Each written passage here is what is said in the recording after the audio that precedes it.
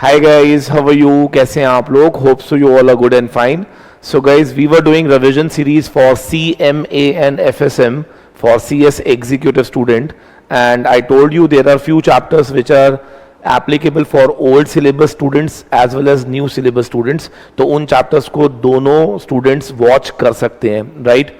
And today is our third class. So second class में if you remember तो we were doing marginal costing. And as you all know that marginal costing एक बहुत लेंदी chapter है and एक दिन में उसको पूरा करना was not possible. So today we will be continuing with the marginal costing part 2 और आज की class will be very very very important and very interesting class because जो भी दिक्कत बच्चों को आती है एक्चुअल में इस चैप्टर में वो वही है जो हम आज कॉन्सेप्ट्स कवर अप करेंगे. क्लियर है? ठीक है सर. एंड एक चीज आई वॉन्ट टू से कि जितने लोग मेरे साथ लास्ट तक वॉचिंग में रहते हैं मुझे ऐसा लगता है वही वो स्टूडेंट हैं जो पूरी तरह से डेडिकेटेड हैं, जिनको लगता है कि यस मुझे कुछ अच्छा करना है, मुझे 80+ या 90+ स्कोर करना है. एंड आई हैव सीन बहुत सारे स्टूडेंट्स ज्वाइन करते हैं क्लास को, फिर उसके बाद 15 मिनट 20 मिनट के बाद वो क्लास को छोड़ देते हैं, फिर वो सोचते हैं ओके फाइन हम कल करेंगे. तो गाइज आपको बेनिफिट कब मिलता है? जब आप पूरी क्लास को वन गो में देखते हो. ठीक है. एंड एक चीज और, मैंने बहुत सारे बच्चों को देखा है कि जब मैं कोई बीच में क्वेश्चन पूछता हूं ना तो दे आंसर दैट क्वेश्चन, और बहुत सारे बच्चों का तो एटीट्यूड ही नहीं जाता कि वो लोग आंसर ही नहीं करते चाहे उनको आता है या नहीं आता. So guys again I am telling you, ये आप जो भी मुझे चैट बॉक्स में आंसर लिखते हो so that is for all your benefit. आपको ऐसा लगेगा कि यस हम लोगों को बेनिफिट मिल रहा है बिकॉज आप लोगों को लाइव वाला फीलिंग आएगा कि आप जैसे फेस टू फेस में हम लोग बैठते थे वैसे वाला फीलिंग आपको आएगा कि मैं आपको क्वेश्चन दे रहा हूं and you people are answering that question. Clear है? सो प्लीज मेक श्योर कि आप मेरे साथ एंड तक बने रहेंगे, वन गो में क्लास देखेंगे, बिकॉज अगर आप तोड़ तोड़ के देखोगे ना तो आपको ये क्लास समझ नहीं आएगी. ठीक है. दूसरा, जो भी मैं क्वेश्चन पूछूंगा उसका आपने आंसर नीचे जरूर देना है. क्लियर है? चलिए, तो इन कमिटमेंट्स के साथ हम लोग आज का सेशन स्टार्ट करेंगे. तो ऊपर हेडिंग डाल लीजिए मार्जिनल कॉस्टिंग पार्ट 2. चलिए, सबसे पहले आप सब नोट करिए कि मार्जिनल कॉस्टिंग में आज हम लोगों को क्या क्या टॉपिक्स पढ़ने हैं ताकि हम लोगों को पहले से क्लियर रहे कि ये चैप्टर हमारा कितना रह गया है. ठीक है. तो लिखो पहला टॉपिक जो आपको पढ़ना है दैट इज की फैक्टर. की फैक्टर. ठीक है जी. दूसरा टॉपिक जो आपको पढ़ना है that is product mix. Product mix. ठीक है जी. एक हमें की फैक्टर पढ़ना है और एक हमें क्या पढ़ना है? Product mix. एक हम लोगों को पढ़ना है मेक और बाय. एक हमें डिसीजन लेना सीखना है मेक और बाय. इसके अलावा हम लोगों को एक टॉपिक और करना है, मार्क कर लीजिए, एक टॉपिक हमें और करना है that is angle of incidence.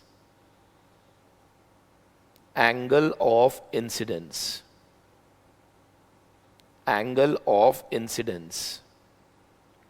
ठीक है जी. की फैक्टर, प्रोडक्ट मिक्स, मेक और बाय, एंगल ऑफ इंसिडेंस.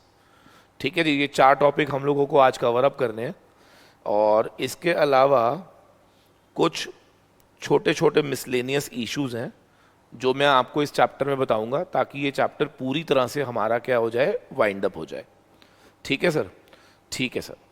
अब एक बारी to start with the new topic 2 second के लिए हम लोग पिछला वाला रिवाइज कर लेते हैं. ठीक है. तो पिछले वाले क्लास में मार्जिनल कॉस्टिंग में हमने क्या पढ़ा था? आप में से जितने बच्चों ने पिछली वाली क्लास नहीं ली थी पहले यूट्यूब पे वो क्लास देख लो. ठीक है. तभी आपको सेकंड क्लास समझ आएगी. अगर सबने ली है तो बहुत अच्छी बात है, फिर तो कोई बात ही नहीं है. तो एक बार ही जरा चेक करेंगे जो हमने फर्स्ट क्लास में टॉपिक कवर अप करे थे. देवर लाइक मार्जिनल कॉस्टिंग क्या होता है. तो हमने इसमें पढ़ा ये एक ऐसी टेक्निक होती है जिसमें कॉस्ट के 2 कंपोनेंट होते हैं, एक वेरिएबल और एक फिक्स्ड. जिसमें वेरिएबल को हम मान के चलते हैं प्रोडक्ट कॉस्ट और फिक्स्ड को हम मान के चलते हैं पीरियड कॉस्ट. ठीक है जी. और अकॉर्डिंग टू मार्जिनल कॉस्टिंग जब भी हम स्टॉक वैल्यूएशन करते हैं we always consider variable cost. वहाँ पर हम लोग फिक्स कॉस्ट को कंसिडरेशन में नहीं लेते हैं। ठीक है सर। फिर हम लोगों ने कॉन्सेप्ट पढ़ा था एब्जॉर्प्शन कॉस्टिंग। मैंने आपसे कहा था कि ये भी एक टेक्निक होती है, बट इसके अकॉर्डिंगली हम लोग कॉस्ट को कॉस्ट ही मानते हैं, बिकॉज इसके अकॉर्डिंगली वेरिएबल हो या फिक्स्ड, ये दोनों की दोनों प्रोडक्ट कॉस्ट होती हैं। Due to which absorption costing technique में जब भी ये पूछा जाता है कि स्टॉक वैल्यूएशन किस पर होगी, तो हम स्ट्रेट अवे बोल देते हैं it will be on VC as well as FC, दोनों को क्लब करके ली जाएगी। ठीक है सर। इसके बाद हम लोगों ने बहुत इंटरेस्टिंग से कुछ कॉन्सेप्ट्स पढ़े थे। एक हमने पढ़ा था PVR, that was a relationship between contribution and net sales. तो कंट्रीब्यूशन और नेट सेल्स के बीच का जो रिलेशनशिप होता है उसको हम क्या बोलते हैं, प्रॉफिट वॉल्यूम रेशो। इसके बाद अगर आपको याद हो तो हम लोगों को एक कॉन्सेप्ट और पढ़ाया गया था, that was break even point, a point where profit is equal to zero. PVR का फॉर्मूला मैंने आपको दिया था, contribution upon net sales into 100। Break even point को निकालने के दो फॉर्मूले थे, एक रुपीस और एक यूनिट्स। रुपीस में अगर निकालना हो तो F C upon PVR, units में निकालना हो तो F C upon contribution per unit. इसके अलावा हम लोगों ने एक कॉन्सेप्ट और पढ़ा था, that was MOS, margin of safety. तो margin of safety that means actual sales break even से जितनी ज़्यादा होगी वो हमें रिप्रेजेंट करता है by margin of safety concept. और मैंने ये भी बताया था कि इसको एक और तरीका होता है निकालने का, that is profits divide by PVR, अगर आप रुपीस में निकाल रहे हो तो। उम्मीद करता हूँ ये सारे कॉन्सेप्ट्स हम लोग पढ़ चुके हैं, एंड आई बिलीव कि आपको ये सारे कॉन्सेप्ट्स जो हैं समझ आ गए थे। चलो वेरी गुड। तो अब लिखेंगे ज़रा आज की क्लास में जो हम लोग सबसे पहला कॉन्सेप्ट पिक करने जा रहे हैं, ऊपर हेडिंग डालेंगे की फैक्टर। आज की क्लास का सबसे इंपॉर्टेंट कॉन्सेप्ट जो हम स्टार्ट करने जा रहे हैं उसका नाम क्या है, की फैक्टर। अब एक बच्चे ने पूछा sir what is the meaning of key factor. तो पहले समझते हैं की फैक्टर होता क्या है, फिर हम समझेंगे कि इसमें हमें पढ़ना क्या है। क्लियर है? लिखो जरा, लिखो। कहते हैं any factor which is in short supply. कहते हैं लाइफ में जो चीज तुम्हारे पास कम होती है वो तुम्हारे लिए बन जाती है की फैक्टर। मैं रिपीट करूंगा, जो चीज आपके पास कम होती है उसको हम क्या बोलते हैं, की फैक्टर। लाइक मेरे नज़रों से देखो तो जितने भी स्टूडेंट्स हैं उनके पास टाइम की बड़ी शॉर्टेज है। अब बच्चे कई हंस रहे हैं, बच्चे कहते हैं कि नहीं सर हमारे पास तो बहुत टाइम होता है। तो मैं बार बार जब ये लाइन बोलता हूँ कि टाइम की शॉर्टेज है, डेफिनेटली उन बच्चों के लिए बोल रहा हूँ मैं जो रैंक लाना चाहते हैं, जो 90+ स्कोर करना चाहते हैं, डेफिनेटली उनके लिए टाइम बहुत कम है। ठीक है? हाँ, जिन्होंने खाली पास होना है उनको लगता है कि नहीं हमारे पास टाइम बहुत है, हम तो सोएंगे खाएंगे पिएंगे सब कुछ कर लेते हैं हम तो।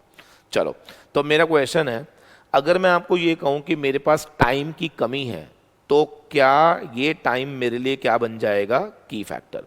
तो what is key factor for you, anything which is in the short supply. कोई भी चीज जो मार्केट में शॉर्ट सप्लाई में होगी उसको हम क्या नाम देते हैं, की फैक्टर। क्लियर है? अब सवाल यहां पर ये है, मान लेते हैं कोई चीज शॉर्ट सप्लाई में है, मान लेते हैं कि वो की फैक्टर है, देन व्हाट। तो लिखो we will learn optimum utilization of key factor. हमें क्या सीखना है कि हम किस तरह से अपने की फैक्टर को ऑप्टिमम वे में यूटिलाइज करेंगे। तो हमेशा याद रखना, लाइफ में जो चीज तुम्हारे पास कम होती है ना, वी ट्राई द बेस्ट कि हम उसको ऑप्टिमाइज वे में यूज करते हैं। जैसे मैंने पहले ही बोला, अगर तुम्हारे पास टाइम कम है तो तुम कोशिश करोगे कि जितना टाइम अवेलेबल है क्या उससे बेस्ट आउटकम आ सके, उससे बेस्ट आउटकम आ सके, ऐसी हमारी कोशिश रहती है। तो बेसिकली वो क्या कह रहा है, की फैक्टर एक ऐसा फैक्टर होता है जो कि शॉर्ट सप्लाई में होता है, नंबर 1। एंड ये चैप्टर मुझे क्या सिखाएगा कि किस तरह से अपने की फैक्टर को हम ऑप्टिमाइज वे में यूज कर सकते हैं। क्लियर है? ठीक है सर। तो अब हम यहां पे स्टार्ट करते हैं। तो इसमें ना मैं आज आपको दो चीजें सिखाऊंगा। पहले, सबसे पहले तो मैं आपको सिखाऊंगा आइडेंटिफाई करना, क्या, कि विच फैक्टर इज की फैक्टर।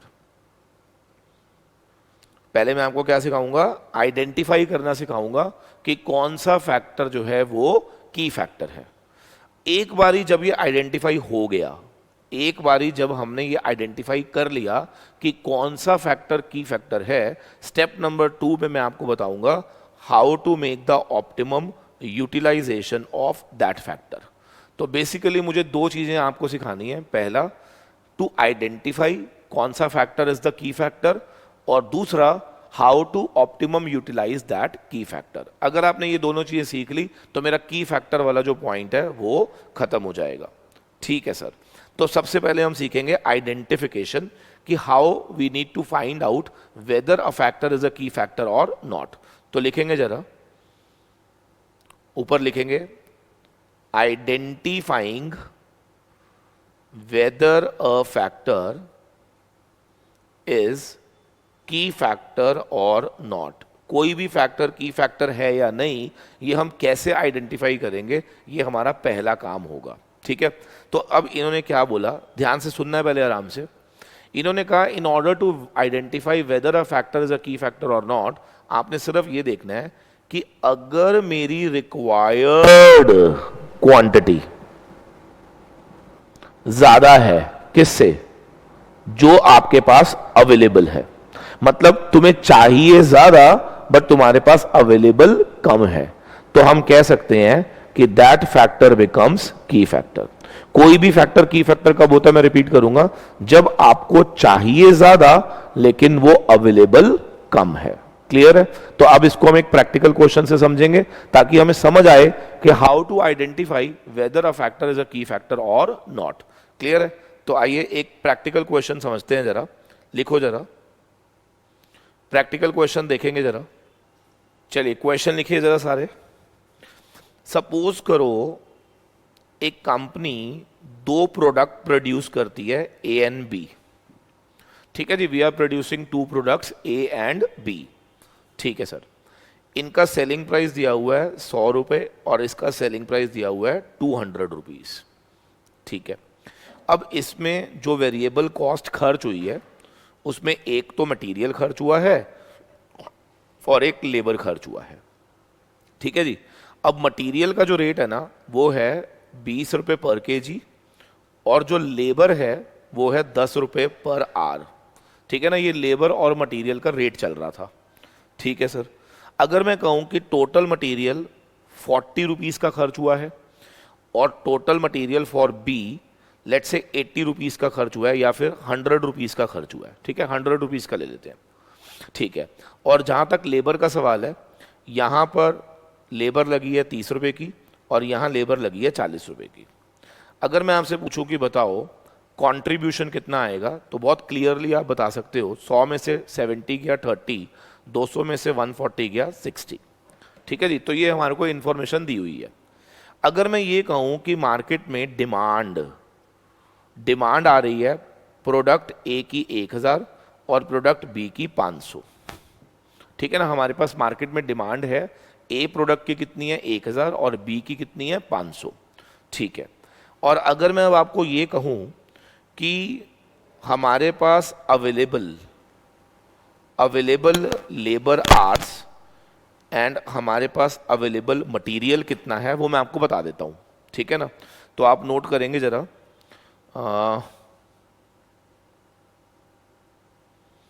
हमारे पास लेबर आवर्स पड़े हुए हैं 4000। ठीक है, हमारे पास टोटल लेबर आवर्स कितने हैं 4000 और हमारे पास टोटल मटेरियल कितना है, लिख लीजिए 5000 केजी। ठीक है जी, लेबर आवर्स कितने हैं 4000 और हमारे पास मटेरियल कितना पड़ा हुआ है 5000 केजी। क्वेश्चन मेरा ये है कि सजेस्ट करो कि out of these two factors कौन सा factor is the key factor. देखो मैं आपको कह नहीं रहा कि सॉल्व करो, सिर्फ क्वेश्चन नोट करो, मैं ही सॉल्व कराऊंगा। ठीक है, पहला क्वेश्चन है मैं नोट कराऊंगा, अगला आप करेंगे। ठीक है, मेरा क्वेश्चन क्या है, आपको सजेस्ट करना है कि इनमें से कौन सा फैक्टर जो है that is the key factor. Clear है? फटाफट से पहले नोट करिए फिर मैं आपको बताता हूं। क्वेश्चन नोट कर लीजिए। ठीक है, अब मैं पहले आपसे एक क्वेश्चन पूछूंगा, आप उसका जवाब दीजिएगा। ठीक है, मुझे एक बात बताओ,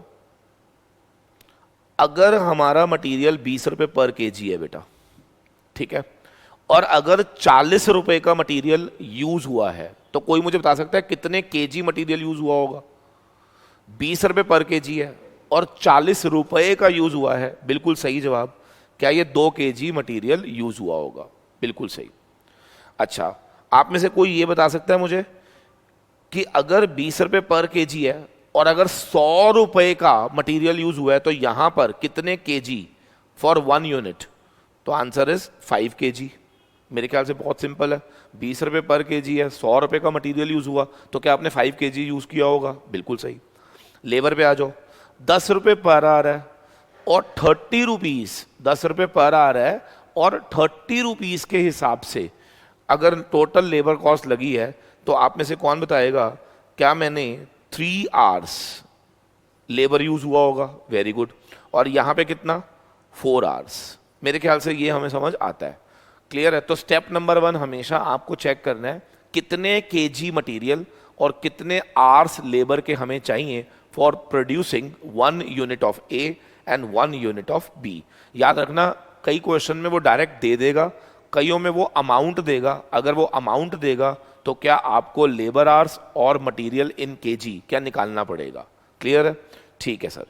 तो अब यहां तक अगर आपने निकाल लिया है, तो अब देखो की फैक्टर कैसे आइडेंटिफाई करते हैं। सबसे पहले आप लिखो हमारे पास अवेलेबल लेबर आवर्स कितने हैं, फिर आप यहां पे लिखो रिक्वायर्ड लेबर आवर्स कितने हैं और फिर कंपेयर कर लो।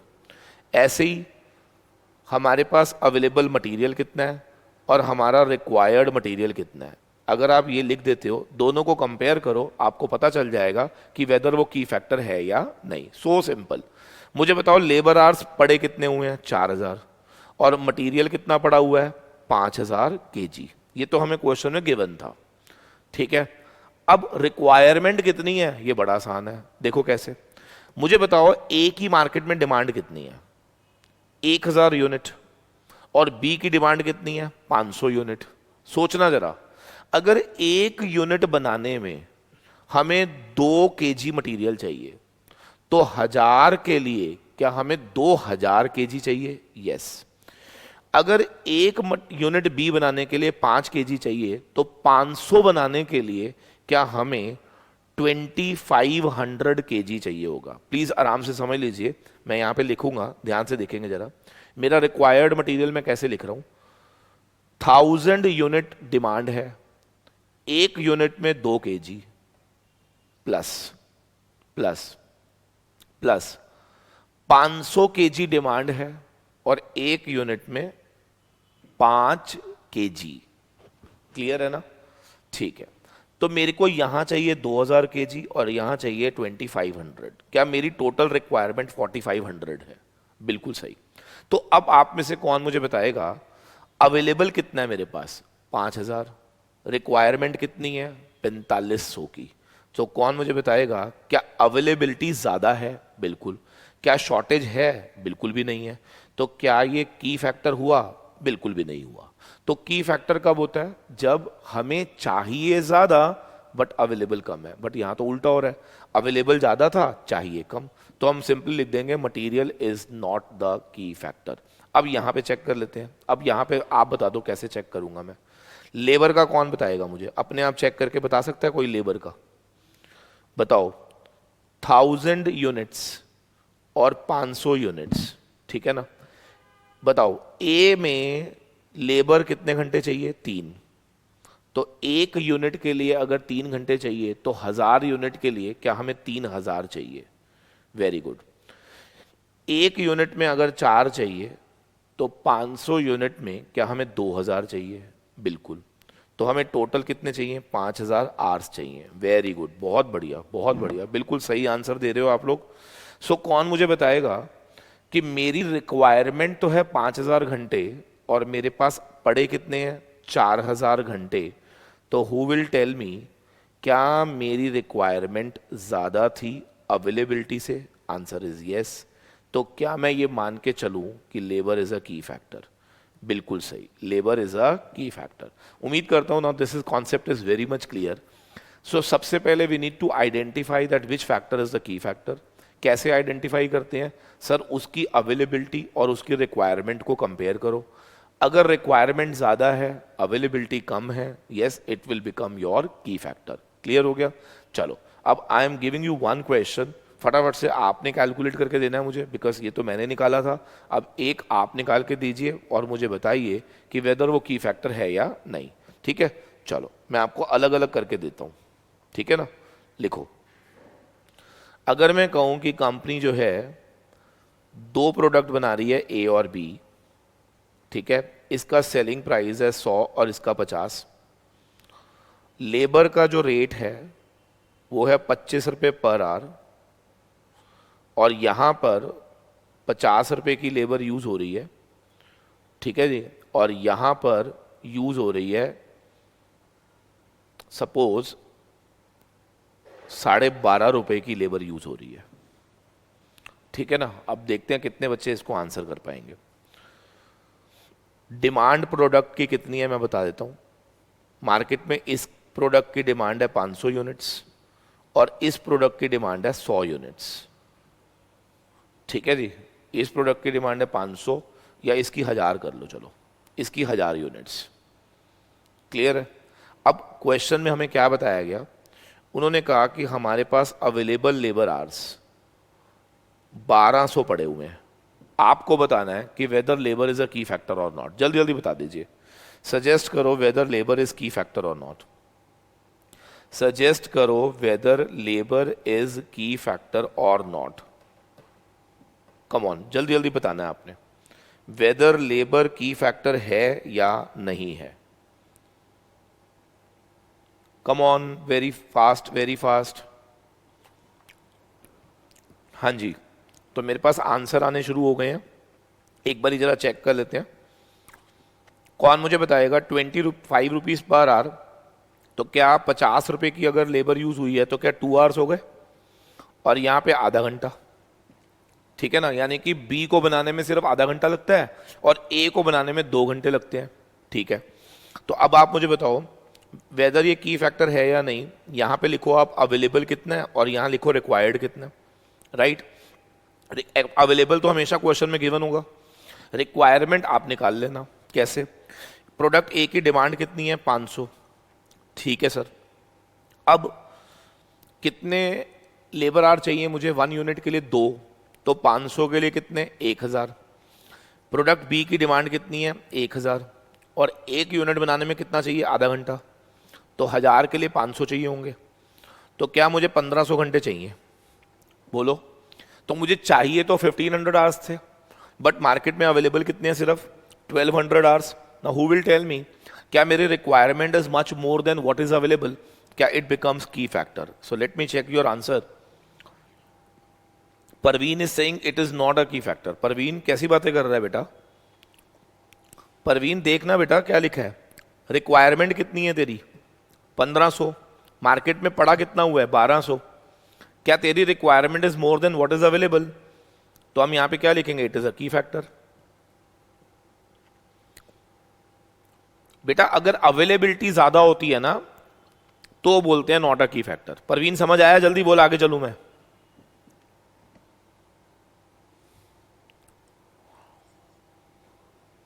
Okay fine, that's good. तो उम्मीद करता हूं हाउ टू आइडेंटिफाई की फैक्टर ये हमें आ गया है। Very good.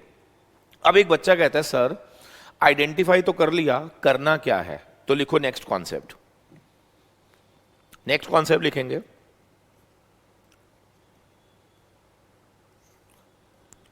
लिखो on basis of key factor, on basis of key factor we will rank the products। हम लोग रैंकिंग करेंगे। क्या मतलब है इसका? मैं आपको समझाता हूं। एक बात हमेशा याद रखना, मान लो तुम्हारा कल एग्जाम है, ठीक है, और आपको पूरा सीएमए का कोर्स खत्म करना है। क्लियर है? अब हमारे पास समय है सिर्फ 12 घंटे, इफेक्टिव 12 घंटे हमारे को मिलेंगे। उन 12 घंटों के अंदर पूरा सीएमए का कोर्स खत्म करना है। ऑफ कोर्स अगर मैं यहाँ पे टाइम निकालना शुरू कर दूं ना कि पर चैप्टर अगर मुझे 1 आवर चाहिए, मान लो पर चैप्टर मुझे 1 आवर चाहिए, और अगर टोटल 18 चैप्टर है तो क्या 18 आवर्स रिक्वायर्ड है? बिल्कुल। और तुम्हारे पास अवेलेबल कितने हैं?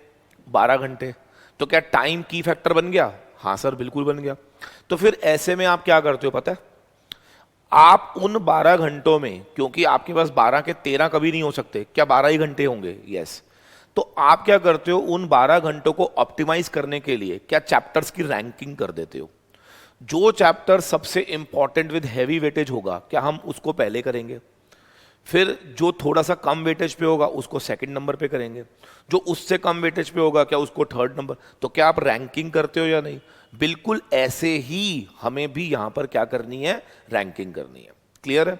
तो अब यहां पे हमें क्या सिखाया जा रहा है कि अगर हमें पता चल जाता है कि कोई चीज की फैक्टर है, तो अब ऑप्टिमम यूटिलाइजेशन करने के लिए हमें क्या करना होगा, उसकी रैंकिंग करनी होगी। कम ऑन, क्या करनी होगी? रैंकिंग। लेकिन अब रैंकिंग कैसे की जाती है वो लिखेंगे जरा, लिखो, वो लिखेंगे जरा। In order to rank products on basis of key factor, we will calculate contribution per unit of key factor। ठीक है, आप लिख लीजिए, मैं आपको समझाता हूं और रीजन भी बताऊंगा ऐसा क्यों। हमें क्या निकालना होगा? Contribution per unit of key factor आपको निकालना होगा। क्लियर है? अच्छा, बच्चा कहता है सर थोड़ा सा इलैबोरेट करना। देखो मैं आपको समझाता हूं। अगर मैं ये कहूं कि मैं ना 2 बैच पढ़ाता हूं, बैच 1 बैच 2। क्लियर है?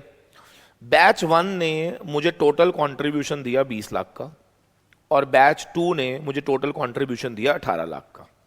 अगर मैं यहीं पे क्वेश्चन छोड़ दूं और मैं तुमसे बोलूं कि बताओ कौन सा वाला बैच बेटर है, तो आप यही बोलोगे जिसने तुम्हें कितना दिया, 20 लाख, वही बेटर है। ठीक है। लेकिन अगर मैं अब आपको यह कहूं कि मेरे पास टाइम कम था, इस बैच को वाइंड अप करने में मुझे लगे मान लो 200 घंटे, और इस बैच को वाइंड अप करने में मुझे लगे 100 घंटे। अब आप सोच के बताओ, अगर टाइम की शॉर्टेज थी तो वो बैच ज्यादा बेटर होगा जो कम समय में क्या ज्यादा कंट्रीब्यूशन देगा? बिल्कुल। तो अब मेरा क्वेश्चन है, कहने को ये 20 लाख दे रहा है या 18 लाख दे रहा है, राइट? लेकिन अगर मेरे को यह पता लगाना है कि बैच बेटर कौन सा था अगर टाइम की शॉर्टेज है, तो आप मुझे क्या बोलोगे? सर कंट्रीब्यूशन पर आर निकालो, आप पर यूनिट मत निकालो या पर बैच मत निकालो, पर आर निकालो। आप ये देखो कि 1 घंटे में आप क्या कमा रहे थे इन दिस बैच, क्योंकि टाइम तुम्हारे पास शॉर्टेज था। तो अब हमने यहां पे इसको कैलकुलेट करा, 20 लाख डिवाइड बाय 200, और यहां हमने कैलकुलेट करा 18 लाख डिवाइड बाय 100। तो यहां पे निकल कर आया कि मैं 10,000 पर आवर कमा रहा था इन दिस बैच। 10,000 ही होगा ना, है ना? हाँ ठीक है। और यहां पे मैं कितना कमा रहा था? 18,000 पे पर आवर कमा रहा था इन दिस बैच। तो मुझे बताओ, डेफिनेटली अगर टाइम को ध्यान में रखें तो क्या ये वाला बैच ज्यादा बेटर था, क्योंकि ये 1 घंटे में मुझे 18,000 का रेवेन्यू दे रहा था और ये 1 घंटे में मुझे 10,000 का revenue. I hope so the point is clear to everyone. So we need to calculate contribution per hour. अगर मटेरियल की फैक्टर होता तो कंट्रीब्यूशन पर केजी, अगर डिमांड की फैक्टर हो तो कंट्रीब्यूशन पर यूनिट, अगर सेल की फैक्टर हो तो कंट्रीब्यूशन अपॉन सेल यानी कि पीवीआर। आप लिख लीजिए, बेशक से लिख लीजिए। इफ लेबर की फैक्टर है तो रैंकिंग करने के लिए आप कंट्रीब्यूशन पर आवर निकाल देना। अगर मटेरियल की फैक्टर है तो रैंकिंग करने के लिए कंट्रीब्यूशन पर केजी निकाल देना। अगर डिमांड की फैक्टर है तो कंट्रीब्यूशन पर यूनिट निकाल देना। अगर सेल की फैक्टर है तो कंट्रीब्यूशन अपॉन सेल यानी कि पीवीआर के बेसिस पर रैंकिंग कर देना। तो पेपर में एक क्वेश्चन आ सकता है कि अगर मुझे की फैक्टर है कुछ और अगर मुझे रैंकिंग करनी है तो मैं कैसे करूंगा, तो आपको समझ आ गया। पीवीआर कब यूज करते हैं बेटा रैंकिंग के लिए, जब सेल की फैक्टर होता है। कंट्रीब्यूशन पर यूनिट कब करते हैं, जब डिमांड की फैक्टर होती है। कंट्रीब्यूशन पर केजी कब करते हैं, जब मटेरियल की फैक्टर होता है। कंट्रीब्यूशन पर आर कब करते हैं, जब लेबर की फैक्टर होता है। क्लियर हो गया? तो प्लीज इसको नोट कर लीजिए ताकि आपके कॉन्सेप्ट्स जो हैं वो और ज्यादा स्ट्रांग हो जाए जब मैं क्वेश्चन कराऊं तो। क्लियर है? चलिए, now we will try one question. एक क्वेश्चन हम ट्राई करेंगे, पूरा फुल फ्लेज क्वेश्चन कराऊंगा जिसमें रैंकिंग भी मैं करना सिखाऊंगा, ठीक है ना। तो रैंकिंग तक का क्वेश्चन अब हम सीखेंगे। तो ऊपर हेडिंग डालेंगे, क्वेश्चन की हेडिंग है key factor plus ranking of product. Key factor plus ranking of product, यानी कि हमें दो चीजें सीखनी है, एक की फैक्टर और दूसरा प्रोडक्ट की रैंकिंग। क्लियर है? ठीक है सर, आइए देखते हैं कैसे करेंगे हम इसको। मान लो दो प्रोडक्ट्स हैं ए और बी, दोनों का सेल प्राइस दिया हुआ है पर यूनिट 100 रुपये और 150 रुपये। ठीक है, 100 रुपये और 150 रुपये उसका हमें क्या दिया हुआ है, सेलिंग प्राइस दिया हुआ है दोनों का 100 रुपये और 150 रुपये। ठीक है, और नीचे लिखेंगे वेरिएबल कॉस्ट, नीचे लिखनी है वेरिएबल कॉस्ट। और वेरिएबल कॉस्ट में आप पहले तो लिखेंगे लेबर, फिर आप लिखेंगे मटेरियल। ठीक है, और दोनों को लेस करके आपके पास आ जाएगा कंट्रीब्यूशन। ठीक है, ये क्वेश्चन जिसने कर लिया ना उसको की फैक्टर भी समझ आ गया, उसको रैंकिंग भी समझ आ गई। ठीक है सर, यहां पे लिखेंगे 20 रुपये पर आवर और यहां पे लिखेंगे 5 रुपये पर केजी। ठीक है जी, ठीक है सर।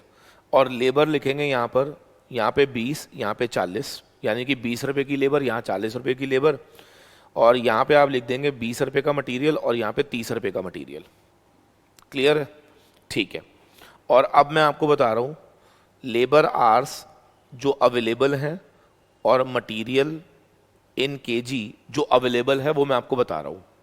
ठीक है ना, तो लिख लीजिए आपके पास लेबर आवर्स कितने हैं, लेट मी चेक। उसके लिए पहले मुझे डिमांड भी देनी है आपको। डिमांड नोट कर लीजिए, इसकी 1000 है और इसकी 500 है। ठीक है ना, ए की 1000 है और बी की 500 है। ठीक है जी, ठीक है सर। तो मान लेते हैं लेबर आवर्स हमारे पास हैं 1800 आवर्स हैं सिर्फ। ठीक है ना, ठीक है सर। और मटेरियल पड़ा हुआ है 10,000 केजी। मटेरियल कितना पड़ा हुआ है, 10,000 केजी। कंट्रीब्यूशन कितना आ रहा है, 60 रुपीज़ यहाँ पे आ रहा है और 80 रुपीज़ यहाँ पे आ रहा है।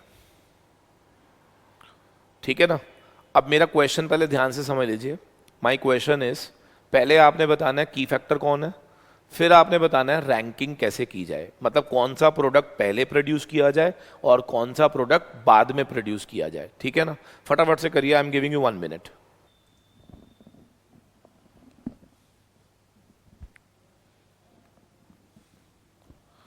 हाँ जी, आया आंसर बेटा? Very good. बच्चे कह रहे हैं labour is the key factor and B को रैंक 1 दे दो और ए को रैंक 2 दे दो। रितिका कह रही है ए को रैंक 1 दे दो, बी को रैंक 2 दे दो। Okay fine, let's check it out. हम चेक करते हैं इसको। ठीक है, ऊपर देखेंगे जरा सारे। देखो कैसे करना था हमें इस क्वेश्चन को। स्टेप नंबर 1 में तो आई टोल्ड यू कि you need to identify that which factor is the key factor. ठीक है ना, तो पहले आपको आइडेंटिफाई करना है कि दोनों में से की फैक्टर कौन है। ठीक है, तो वो कैसे करेंगे, देखो यहाँ पर पहले हम लेबर आवर्स टेस्ट करेंगे और यहाँ पर हम चेक करेंगे मटेरियल के लिए। लेबर आवर्स के लिए रिक्वायर्ड कितना है, अवेलेबल कितना है, मटेरियल के लिए रिक्वायर्ड कितना है, अवेलेबल कितना है। देखो अवेलेबल कितना है वो तो पहले ही गिवन होगा। लेबर आवर कितना गिवन है, 1800, और मटेरियल कितना गिवन है, 10,000 केजी। ठीक है, अब रिक्वायरमेंट की बात आ रही है, तो कौन मुझे बताएगा, पहले आप यहां पर मुझे ये बताओ कि 20 रुपये पर आवर है और 20 रुपये का यूज हो रहा है, तो क्या मैं ये मान के चलूं 1 आवर। 20 रुपये पर आवर है, 40 रुपये का यूज हो रहा है तो 2 आवर्स। 5 रुपये पर केजी है, 20 रुपये का यूज हो रहा है तो 4 केजी। और 5 रुपये पर केजी है, 30 रुपये का यूज हो रहा है, तो 6 केजी। ठीक है ना? ठीक है। तो अगर मैं रिक्वायरमेंट की बात करूं तो कौन मुझे बताएगा लेबर की रिक्वायरमेंट कैसे आएगी? 1000 × 1, 1000 × 1 और 500 × 2। मेरे ख्याल से सबको समझ आ गया। 1 यूनिट बनाने में 1 घंटा, 1000 में 1000, 1 यूनिट बनाने में 2 घंटे, 500 में 1000। तो 1000 यहाँ, 1000 यहाँ, तो ये हमें 2000 आवर्स की रिक्वायरमेंट है। तो रिक्वायरमेंट ज़्यादा है, अवेलेबिलिटी कम, क्या labour are becomes key factor. बहुत बढ़िया बच्चे, बहुत बढ़िया। अब जब यहाँ पे रिक्वायरमेंट की बात होगी, चेक करो, 1000 को किससे मल्टीप्लाई करूँगा? 4 केजी से। 500 को करूँगा 6 से। यहाँ आएगा 4000, यहाँ आएगा 3000, कुल मिलाकर आएगा 7000 केजी। ठीक है ना?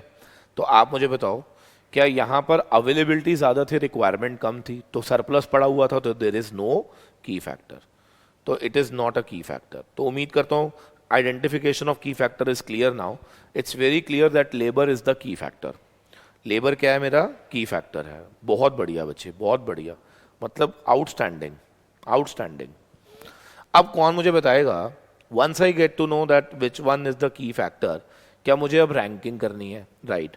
तो क्योंकि लेबर की फैक्टर है, तो आई टोल्ड यू कि आपको क्या निकालना है? कंट्रीब्यूशन पर आवर निकालना है। सारे बोलेंगे क्या निकालना है? Contribution per our. कैसे निकलेगा ना? सी आराम से। 60 रुपये कमाने के लिए हमने कितने लेबर आवर दिए? 1। और 80 रुपये कमाने के लिए हमने कितने लेबर आवर दिए? 2। आप समझ रहे हैं? प्रोडक्ट ए में 60 रुपीज कमाने के लिए I gave only 1 labour our. तो क्या 1 घंटे में 60 रुपीज कमा लिए हमने? राइट। लेकिन 80 रुपीज कमाने के लिए अगर आपने 2 आवर्स दिए हैं, तो 80 डिवाइड बाय 2, क्या 1 घंटे में आपने 40 रुपए कमाए हैं? 2 घंटे में 80 रुपए, तो 1 घंटे में 40 रुपए। उम्मीद करता हूं पॉइंट इज क्लियर। तो कौन मुझे बताएगा कम लेबर आवर में ज्यादा कहां पे कमाया जा रहा है? कम ऑन, कहां पर आप ज्यादा कमा रहे हो with that labour our? Sir of course product ए में। तो इसकी रैंक 1 होनी चाहिए और इसकी रैंक 2 होनी चाहिए। चलो मैं चेक कर लेता हूं। हाँ जी, यस प्लीज, एक बार जरा चेक कर लेंगे। आई एम वेरी श्योर यहां तक सारी वर्किंग क्लियर है। मैंने आपसे कहा कि लेबर आवर पहले चेक करा हमने, ये की फैक्टर था, ये हमने टेस्ट कर लिया। जब हमें पता चल गया कि लेबर की फैक्टर है, तो क्या हमें कंट्रीब्यूशन पर आवर निकालना था? जब हमने कंट्रीब्यूशन पर आवर निकालना था, तो मैंने क्या बोला कि टोटल कंट्रीब्यूशन कमाने के लिए वी गेव 1 आवर। यहां पे कंट्रीब्यूशन कमाने के लिए आई गेव 2 आवर्स। 1 आवर में 60 रुपीज कमाए आपने और 2 आवर्स में आपने 80 रुपीज कमाए। तो मुझे बताओ, अगर कंट्रीब्यूशन पर आवर निकालना हो तो कैसे करेंगे? दिस डिवाइड बाय दिस, तो ये आ जाएगा 60, ये आ जाएगा 40। क्या रैंक 1 हम देंगे प्रोडक्ट ए को और रैंक 2 हम देंगे प्रोडक्ट नंबर बी को? तो बताइए किस किस का सही था? हाँ जी, कौन बताएगा? वेरी गुड, आयुष का सही था, बिल्कुल सही है। चलो मार्क कर लीजिए इसको। अब मार्क कर लेंगे कि हम पहले प्रोड्यूस करेंगे प्रोडक्ट ए और फिर हम प्रोड्यूस करेंगे प्रोडक्ट नंबर बी। लो जी, फिनिश। हाँ जी, लॉक कर दे बेटा इसको, जल्दी बोलो, लॉक कर दे। Fast fast fast. चलो, that's better, that's better. Good good good good good. तो हम लोगों ने की फैक्टर एंड रैंकिंग क्या दोनों सीख लिए? ठीक है। अब जो मैं तीसरा कॉन्सेप्ट इसके साथ अटैच करने जा रहा हूं, उसका नाम है प्रोडक्ट मिक्स। तो ऊपर हेडिंग डालेंगे प्रोडक्ट मिक्स। ऊपर हेडिंग डालिए प्रोडक्ट मिक्स। पहले इसका मतलब लिख लेते हैं क्या होता है। प्रोडक्ट मिक्स का मतलब होता है, लिखो, in case of key factor, in case of key factor, after ranking we need to decide what will be the product mix, मतलब कितना प्रोडक्ट ए बनेगा और कितना प्रोडक्ट बी बनेगा, ये अब हमें डिसाइड करना होता है, ठीक है ना, कि हम ए की कितनी क्वांटिटी बनाएंगे और बी की कितनी क्वांटिटी बनाएंगे, that is called as product mix, उसको हम क्या बोलते हैं, प्रोडक्ट मिक्स, ठीक है जी। तो इसमें भी ना पहले दो स्टेप्स सेम होते हैं। कौन कौन से दो स्टेप सेम होते हैं? पहले आपने क्या करना है, की फैक्टर फाइंड आउट करना है, दूसरे स्टेप में आपने रैंकिंग करनी है। जब की फैक्टर और रैंकिंग दोनों कंप्लीट हो जाएंगे तो तीसरे स्टेप में आप क्या पता लगाएंगे कि प्रोडक्ट मिक्स क्या होना चाहिए। क्लियर है? So that will be my third step where I will identify the product mix. Clear है? तो let's do one question to understand the concept of product mix. ठीक है, लिखो जरा, क्वेश्चन लिखेंगे जरा। अच्छा, मैं जानबूझ के ना आप लोगों को क्वेश्चन बार बार रिपीट करा रहा हूं, रीजन बीइंग ताकि आप लोगों के माइंड में ना वो चीजें एकदम से स्टक कर जाएं। की फैक्टर क्या होता है, ओके फाइन। रैंकिंग क्या होती है, ओके फाइन। प्रोडक्ट मिक्स क्या होता है, ओके फाइन। क्लियर है नहीं? तो लिखेंगे जरा सारे। हाँ जी, ऊपर लिखना सबने। क्वेश्चन दे रहा हूं मैं आपको। Suppose we have two products A and B, selling price per unit दिया हुआ है 200 रुपए एंड 100 रुपए। This is your selling price.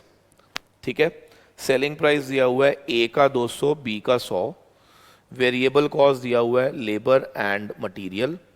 ठीक है, लेबर दिया हुआ है 20 रुपये पर आवर, मटेरियल दिया हुआ है लेट्स से 5 रुपये पर केजी। ठीक है, यहाँ पर आपको यूज़ करना है लेट्स से 60 रुपीज़ का लेबर, और यहाँ हमें यूज़ करना है 40 रुपीज़ का लेबर। मटेरियल 5 रुपये पर केजी के हिसाब से यहाँ यूज़ होगा 25 रुपये का, और यहाँ यूज़ होगा 35 रुपये का। क्लियर है? ठीक है, दोनों की डिमांड आप लिख लेंगे।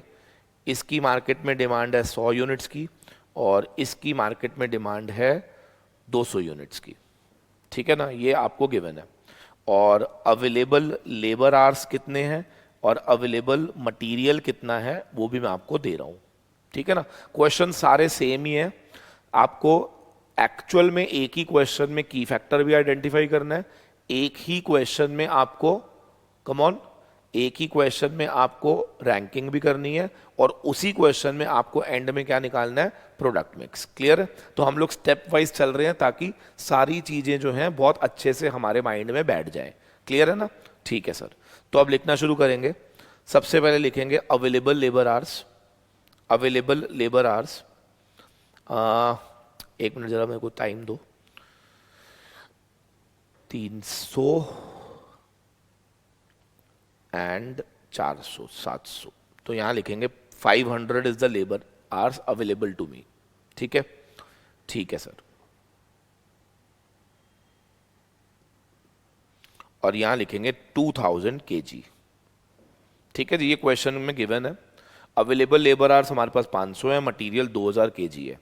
तो आपको क्या क्या करना है, लिखो। नंबर 1, आइडेंटिफाई की फैक्टर कौन है, रैंकिंग करो, और तीसरे में प्रोडक्ट मिक्स करो। ठीक है, तीसरा वाला काम मैंने कराना है आपको, ये दो मैं करा चुका हूं। तो प्लीज आइडेंटिफाई की फैक्टर एंड रैंकिंग, ये दोनों काम आप मुझे करके दिखा दो फटाफट से, विद इन 1 मिनट। 1 मिनट में आपको दे रहा हूं। ठीक है, घड़ी के हिसाब से आई एम गिविंग यू 1 मिनट, और फिर तीसरा वाला जो काम है वो मैं करूंगा आपके साथ।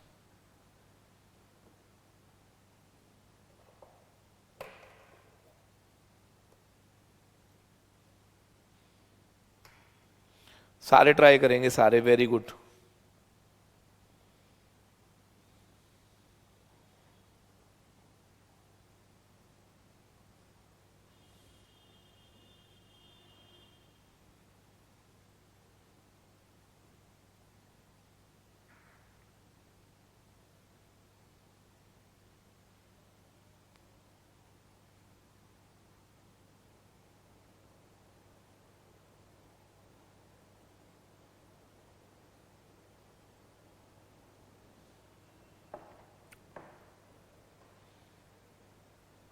हाँ जी, तो बच्चे कह रहे हैं लेबर की फैक्टर है और रैंक 1 ए को दे दो। चलो let's try this. Okay fine, that's good, you tried this, बहुत अच्छी बात है। एक बारी क्रॉस चेक करेंगे मेरे साथ। कौन मुझे बताएगा यहाँ पर लेबर कितने घंटे यूज हुई, 3 घंटे, और यहाँ पर लेबर 2 घंटे, यहाँ पे मटेरियल 5 केजी और यहाँ पे मटेरियल 7 केजी। ठीक है ना? तो स्टेप नंबर 1 में you need to identify which of these two factor is the key factor. तो कैसे आइडेंटिफाई करेंगे देखो जरा, यहां पर आप लिखिए लेबर, यहां पे आप लिखो मटेरियल, ठीक है, यहां पे आप लिखो रिक्वायरमेंट, यहां लिखो अवेलेबिलिटी, रिक्वायरमेंट अवेलेबिलिटी, ठीक है ना। अवेलेबिलिटी कितनी है क्वेश्चन में गिवन है 500 और 2000, ये अवेलेबिलिटी है हमारे पास, ठीक है ना। चेक करना है रिक्वायरमेंट क्या है, बड़े आराम से देखेंगे how to get the requirement. Now see, इसकी डिमांड कितनी है 100, तो 100 into 3 plus 200 into 2, simple. 100 into 3, 100 into 3, 200 into 2, कितना आएगा ये 300 प्लस 400, 700। बताओ रिक्वायरमेंट है 700 आवर्स की, अवेलेबल है 500, क्या ये की फैक्टर बन गया? बिल्कुल बन गया sir, 100% this becomes your key factor, this becomes your key factor. उम्मीद करता हूं point is clear to everyone. क्या मैं लॉक कर दूं? यस सर, बिल्कुल समझ आ गया सर। अब इधर देखना, यहां पे बताओ रिक्वायरमेंट कितनी है सर, 100 इंटू 5, 200 इंटू 7, ये 500 है, ये 1400 है, ये 1900 है। 1900 केजी चाहिए, अवेलेबल कितना है 2000, दिख नहीं रहा होगा सॉरी, ठीक है। हाँ जी, कौन बताएगा? चाहिए कितना मुझे 1900 केजी, अवेलेबल कितना है 2000, तो sir it is not a key factor. तो अगेन क्वेश्चन में labour becomes my key factor. Now who will tell me whenever labour is your key factor we will calculate contribution per hour for the purpose of ranking. तो आइए देखते हैं step number 2 क्या होगा मेरा, सबने देखना है। ए बी रैंकिंग कर रहा हूं मैं, ठीक है, selling price, VC and then contribution. Selling price का जहां तक सवाल है चेक करेंगे जरा, सेलिंग प्राइस का जहां तक सवाल है वो है 200 और 100, ठीक है। वेरिएबल कॉस्ट 85 और 75, 200, 100, 85, 75, ये आएगा 115, ये आएगा 25 रुपये। ये कंट्रीब्यूशन आ गया। बताओ 115 रुपये कमाने के लिए कितने लेबर आवर देने पड़े आपको? 3, और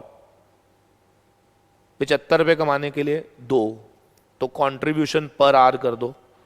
बताओ 115 डिवाइड बाय 3, 35 रुपये पर आवर? नहीं यार, 38.33 समथिंग आएगा, और यहाँ पे 12.5 रुपये। तो कहाँ आपको कंट्रीब्यूशन पर आवर ज़्यादा आ रहा है? ए में। तो क्या हम ए को पहले प्रोड्यूस करेंगे और फिर बाद में हम प्रोड्यूस करेंगे बी को? इतना तो आपको मेरे ख्याल से समझ आ ही गया अब कि रैंकिंग कैसे करते हैं और की फैक्टर कैसे आइडेंटिफाई करते हैं। तो अब जो मेरे को तीसरा स्टेप सिखाना है वो मुझे सिखाना है, तो इसलिए पेन डाउन, पेन बंद कर देंगे जरा सारे, ठीक है जी, पेन को बंद कर देंगे और सबने ऊपर देखना है। वेरी गुड, हाँ जी, पेन बंद, सबने ऊपर देखना है। वेरी गुड वेरी गुड, सामने देखना है सबने। देखो हमें प्रोडक्ट मिक्स कैसे निकालते हैं, बड़े आराम से ध्यान से देखेंगे। आपने कहा कि रैंक 1 ए को देंगे हम, मतलब पहले 1 प्रोड्यूस की जाएगी, मतलब ए प्रोडक्ट पहले प्रोड्यूस की जाएगी, ठीक है। मुझे बताओ तुम्हारे पास अवेलेबल लेबर आवर्स थे कितने? 500, ठीक है। आपने कहा कि हम ए को पहले प्रोड्यूस करेंगे, मैंने कहा कर लो। तो मुझे बताओ कितना लेबर आवर यूज्ड हो जाएगा फॉर ए बनाने में कितना यूज हो जाएगा? देखो ए की मैक्सिमम डिमांड कितनी थी? 100, और एक ए बनाने में कितने घंटे चाहिए? 3। तो 100 बनाने में क्या हमें 300 घंटे चाहिए होंगे?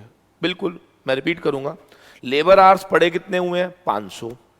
लेबर आवर ए बनाने में कितने यूज हो गए? कैसे पता चलेगा? ए की डिमांड कितनी है? 100, एक यूनिट बनाने में 3 घंटे, तो 100 इंटू 3, क्या 300 लेबर आवर्स क्या हमारे यूज हो जाएंगे? बिल्कुल। So now who will tell me मेरे पास कितने लेबर आवर्स जो हैं वो बच जाएंगे? बच्चा कहता है 200। सिंपल है ना, आपके पास कितने लेबर आवर बचेंगे? 200, ठीक है। अब इस बचे हुए लेबर आवर से क्या हम प्रोडक्ट बी बनाएंगे? बिल्कुल, क्योंकि मैंने पहले ही कहा था पहले ए बनाओ, और ए बनाने के बाद अगर कुछ बच जाए तो उससे आप क्या बनाना? बी बनाना। तो मेरा क्वेश्चन पहले ध्यान से सुनेंगे, क्या मेरे पास 200 घंटे बचे हुए हैं? Answer is yes. तो अब इन 200 घंटों से मैं क्या बनाऊंगा? Product B. लेकिन प्रोडक्ट बी कितना बनेगा वो हमें समझना है। तो मुझे बताओ लेबर आर पर यूनिट आपको चाहिए कितना बी के लिए, कौन बताएगा? कितने लेबर आवर चाहिए थे पर यूनिट? 2 घंटे हमें चाहिए थे सर, ये सब कैलकुलेट किया हुआ है, आप चेक कर लो। देखो बी बनाने में हमें 2 घंटे चाहिए थे, ठीक है ना? तो अब आप में से कौन जवाब देगा, अगर बी बनाने में मुझे 2 घंटे चाहिए थे और 200 घंटे पड़े हुए हैं, तो मैक्सिमम प्रोडक्शन बी की कितनी हो सकती है? बताओ, मैक्सिमम कितना प्रोड्यूस आप कर सकते हो बी को, ये बता दो। बच्चा कहता है वेरी सिंपल, 200 घंटे पड़े हुए हैं, 2 घंटे 1 यूनिट में चाहिए, डिवाइड कर दो, तो क्या हम बी की मैक्सिमम 100 यूनिट प्रोड्यूस कर सकते हैं? तो what is the product mix? बहुत सिंपल है, ए की 100 और बी की भी 100, ये हमारा प्रोडक्ट मिक्स हो गया। इसका मतलब हम ए की भी 100 यूनिट बनाएंगे और बी की भी 100 यूनिट ही बनाएंगे। क्या मैं समझ पा रहा हूं? Answer is yes. क्या सबको क्लियर हो गया जी? जल्दी बोलो फटाफट से, लॉक कर दो इसको, जल्दी बोलो बेटा, इसको नोट कर लीजिए। जिसका रैंक 1 है पहले वो पूरा प्रोड्यूस कर लो, बचे हुए लेबर आर को इस्तेमाल करो फॉर दी रिमेनिंग प्रोडक्ट्स, ठीक है ना? और फिर आप पता लगाओ कि उसमें कितने यूनिट बन सकती है। ठीक है, वैशाली दोबारा सुनो बेटा, मैंने कहा मेरे पास पड़े थे 500 लेबर आवर्स, आपने मुझे कहा था रैंक 1 है प्रोडक्ट ए की, तो मैंने कहा ठीक है, अगर प्रोडक्ट ए की रैंक 1 है तो क्या पहले प्रोडक्ट ए ही बनाओ। अच्छा, जब मैं प्रोडक्ट ए बनाने गया तो डेफिनेटली मैं उसकी डिमांड से ज्यादा तो नहीं बनाऊंगा। अगर मार्केट में डिमांड 100 यूनिट्स की है तो मैं मैक्सिमम बनाऊंगा भी कितने? 100 ही बनाऊंगा, बिल्कुल। तो आप मुझे बताओ कि 100 बनाने के लिए कितने लेबर आवर कंज्यूम हो जाएंगे? देखो, ए में 3 घंटे चाहिए थे 1 यूनिट के लिए, तो 100 के लिए क्या 100 इंटू 3, क्या 300 घंटे कंज्यूम हो जाएंगे। हमारे पास बचेंगे कितने ये बता दो? 200 आवर्स। पहले यहां तक क्लियर हो गया तो मैं आगे बढ़ूं, यहां तक समझ आ गया तो मैं आगे बढ़ूंगा। कम ऑन, जल्दी जल्दी रिस्पॉन्ड करो, यस और नो।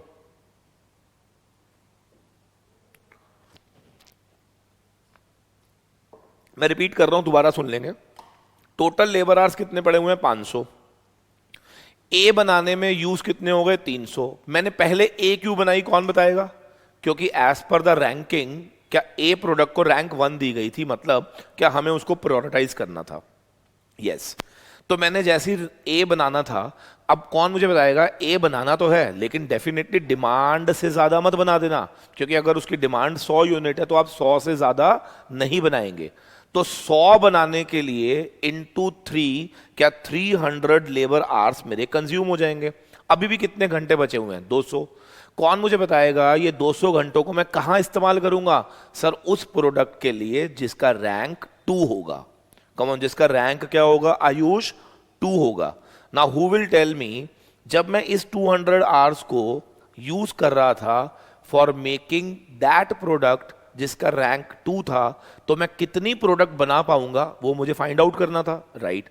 अब मैंने चेक करा कि बी प्रोडक्ट में लेबर आवर कितने चाहिए, तो उन्होंने कहा जी 2 घंटे चाहिए फॉर 1 यूनिट। मैंने कहा ठीक है, मेरे पास तो कितने पड़े हुए हैं? 200। तो 200 डिवाइड बाय 2, क्या मैक्सिमम 100 यूनिट में प्रोड्यूस कर सकता हूं? किसके लिए? प्रोडक्ट बी के लिए। क्या मेरा पॉइंट क्लियर है? तो अब फाइनली ये कंक्लूजन निकला कि कंपनी ए तो पूरा बनाएगी 100, लेकिन बी की भले ही डिमांड कितनी थी बताना? देखो, बी की डिमांड कितनी थी?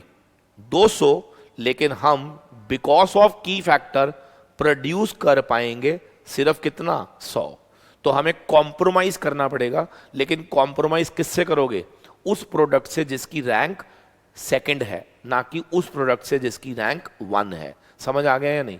And that's all. और अगर अब समझ आ गया तो फटाफट से ओके रिपोर्ट कर दो। हाँ जी, सबको समझ आ गया बेटा? कम ऑन, चलो, very good very good very good, that's better. ठीक है, एक प्रोडक्ट मिक्स का क्वेश्चन और दूं मैं आपको। चलो एक क्वेश्चन और करते हैं, लेकिन इस बार ना हम लोग थर्ड स्टेप से ही क्वेश्चन करेंगे, ठीक है। तो मैं आपको ना बता रहा हूं इस बार कि वी हैव 3 प्रोडक्ट्स ABC, ठीक है, और इनकी डिमांड मैं आपको दे रहा हूं, इसकी 1000 है, इसकी 500 है और इसकी 200 है, ये इनकी डिमांड है, ठीक है। Labour hours required per unit, A को बनाने में हमें चाहिए 5 घंटे, बी को बनाने में 6 घंटे और इसको बनाने में 10 घंटे, ठीक है बेटा। कंट्रीब्यूशन तीनों का मैं दे रहा हूं आपको पर यूनिट, ठीक है। कंट्रीब्यूशन पर यूनिट मैं तीनों का दे रहा हूं, लिख लीजिए। ए का कंट्रीब्यूशन पर यूनिट क्वेश्चन में गिवन है, ए का कंट्रीब्यूशन पर यूनिट क्वेश्चन में गिवन है 25, बी का कंट्रीब्यूशन पर यूनिट गिवन है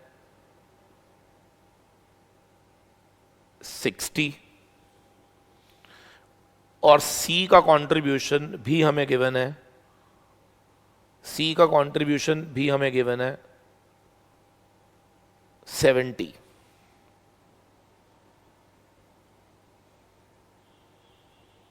ठीक है जी, और साफ लिखा हुआ है अवेलेबल लेबर आवर्स आपके पास है 8000, आपके पास 8000 घंटे अवेलेबल हैं, ठीक है। आपको क्या सजेस्ट करना है, क्या लेबर की फैक्टर है, weather labour is key factor, if yes ranking करो एंड फाइंड आउट करो प्रोडक्ट मिक्स। ये मैंने थोड़ा इजी कर दिया है, ठीक है ना। करो जल्दी जल्दी करके दिखाओ मुझे।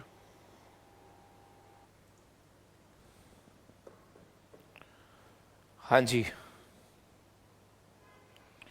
ओके, आंसर आ रहा है लेबर की फैक्टर है, ओके, और प्रोडक्ट मिक्स भी निकाल दिया, वेरी गुड, बहुत बढ़िया, दैट्स गुड, दैट्स गुड, बहुत बढ़िया बच्चे, बहुत बढ़िया। चलिए फटाफट से देखेंगे जरा, अब मैं कराऊंगा, आप एक बारी मैच करेंगे जरा, ठीक है।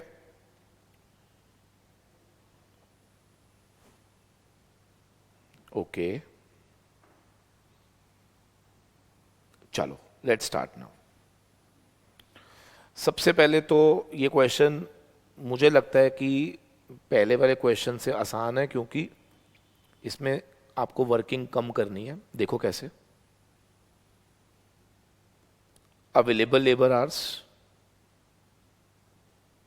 एंड रिक्वायर्ड लेबर आवर्स, हमेशा पहले ये काम तो सीख ही लो ना आप। अवेलेबल कितने हैं ये हमेशा क्वेश्चन में गिवन होता है, अवेलेबल कितने हैं बताओ, 8000, ठीक है। रिक्वायर्ड कितने हैं कैसे पता चलता है, वेरी सिंपल, 1000 यूनिट्स की डिमांड है, ठीक है, 5 घंटे चाहिए फॉर 1 यूनिट, तो क्या 1000 के लिए इंटू 5, ठीक है। और प्रोडक्ट बी की डिमांड कितनी है मार्केट में, 500, और उसमें चाहिए 6, तो 500 इंटू 6, और इसकी डिमांड है 200 और चाहिए कितने, 10 ही चाहिए ना, ठीक है। कौन बताएगा, 5000, 3000, 2000, क्या रिक्वायरमेंट 10,000 की है, very good. Now who will tell me available कितना है, 8000, रिक्वायरमेंट कितनी है, 10,000, क्या availability is less than what is required, बिल्कुल सही। सो जब भी ऐसा होता है तो क्या लेबर बिकम्स की फैक्टर। तो पहला क्वेश्चन था कि क्या वो की फैक्टर है, answer is yes, it is a key factor.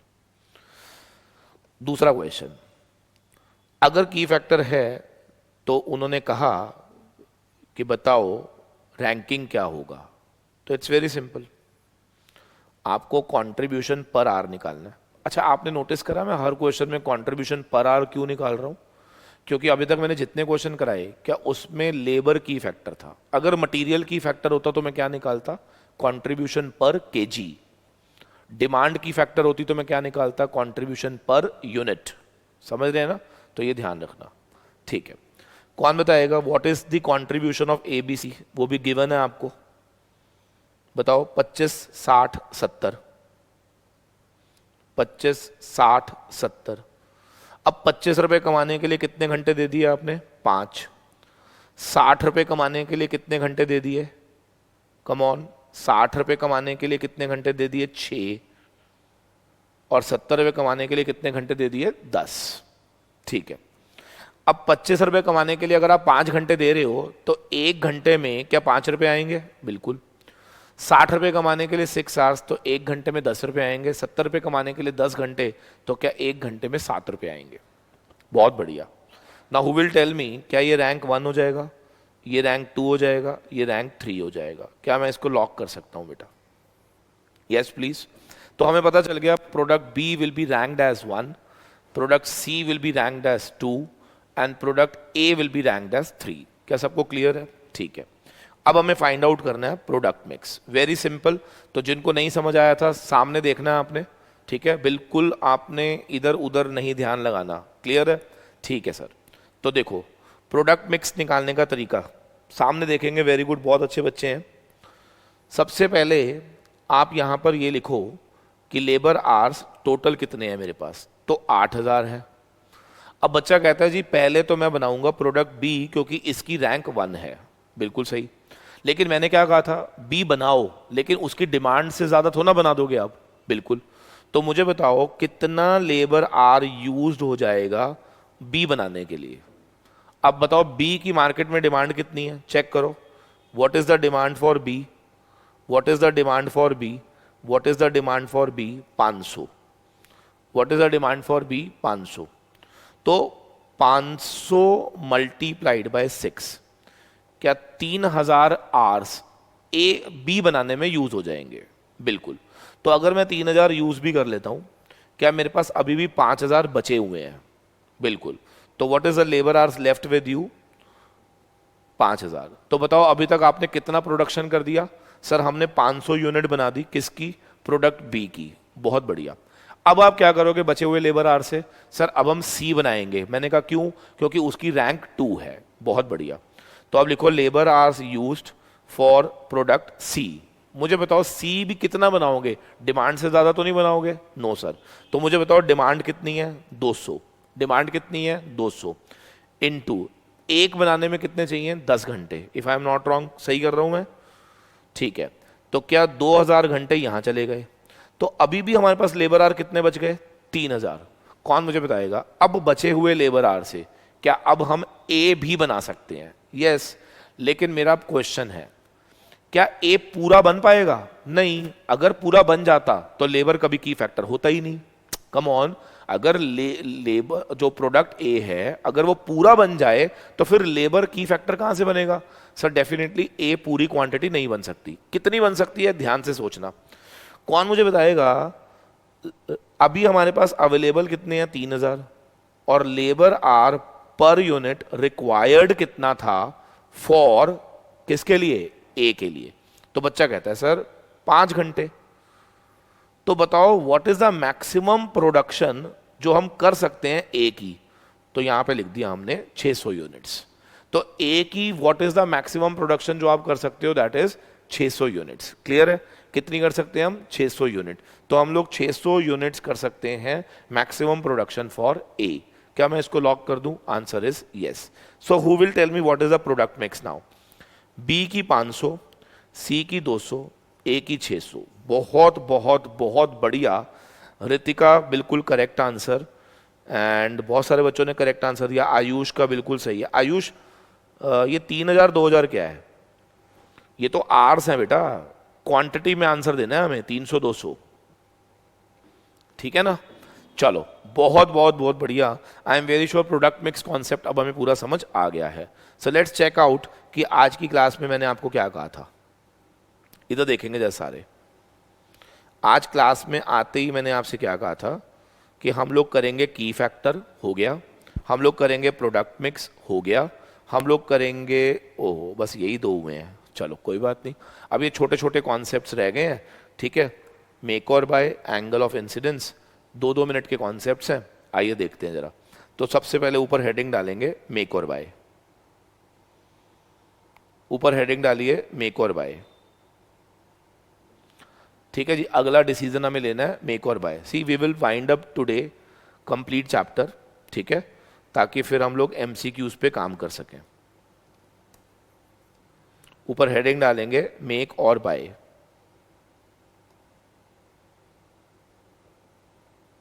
Make और बाय, ठीक है जी। अब बड़े आराम से पहले सुनिएगा ये डिसीजन एक्चुअली में है क्या।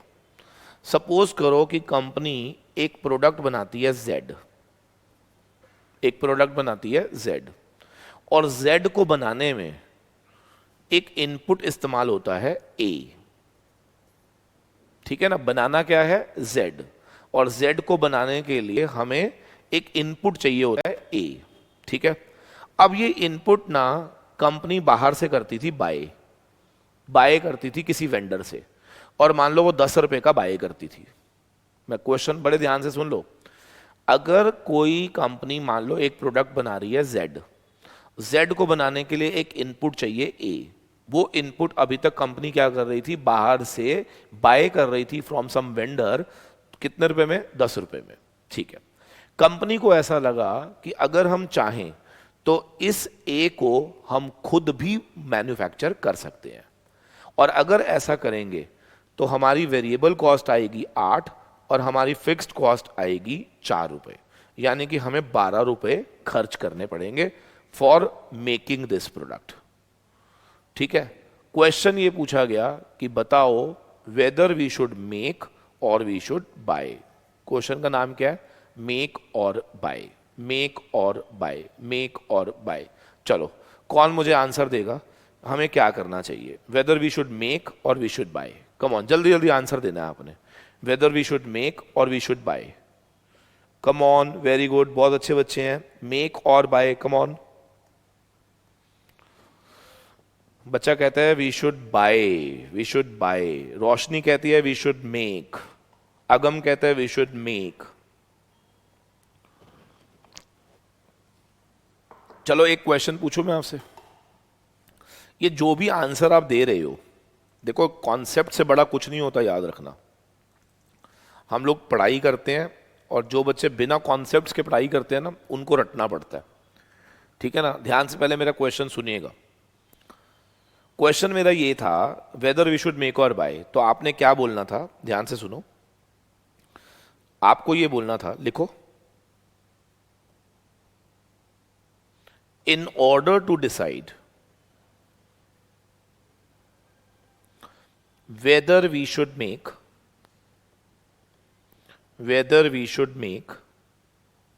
or buy,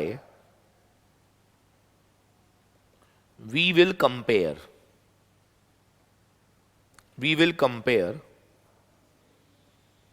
product cost with buying cost।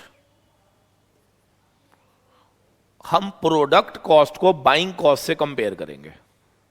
शब्दों पे ध्यान दो मेरे, हम प्रोडक्ट कॉस्ट को बाइंग कॉस्ट से कंपेयर करेंगे। बाइंग कॉस्ट तो 10 रुपए दी हुई है, बताओ what is product cost. Technique कौन सी पढ़ा रहा हूं मैं आपको, हाँ जी, चैप्टर का नाम बताओ क्या है, marginal costing. So marginal costing में व्हाट इज प्रोडक्ट कॉस्ट कौन बताएगा, कम ऑन यार। मार्जिनल कॉस्टिंग में what is product cost, hello, marginal costing में what is product cost. Very good, very good.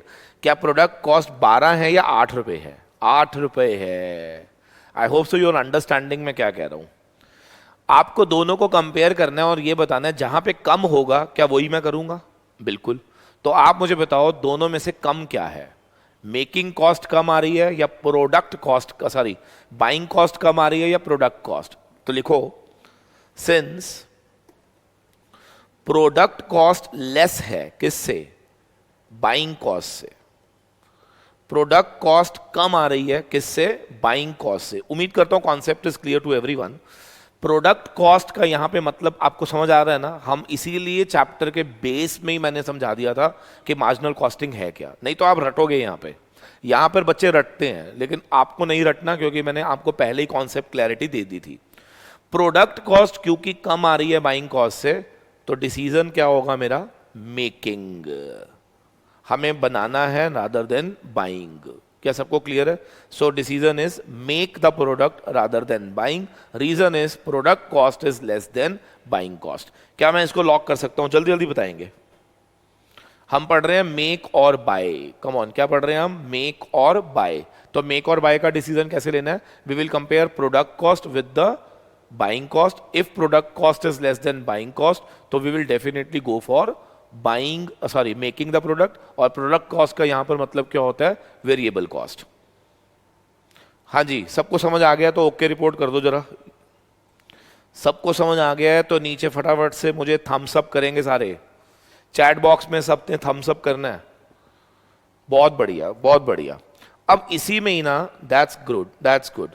अब लिखो जरा, मेक और बाय के अंदर ही एक और कॉन्सेप्ट होता है, लिखो, मेक और बाय व्हेन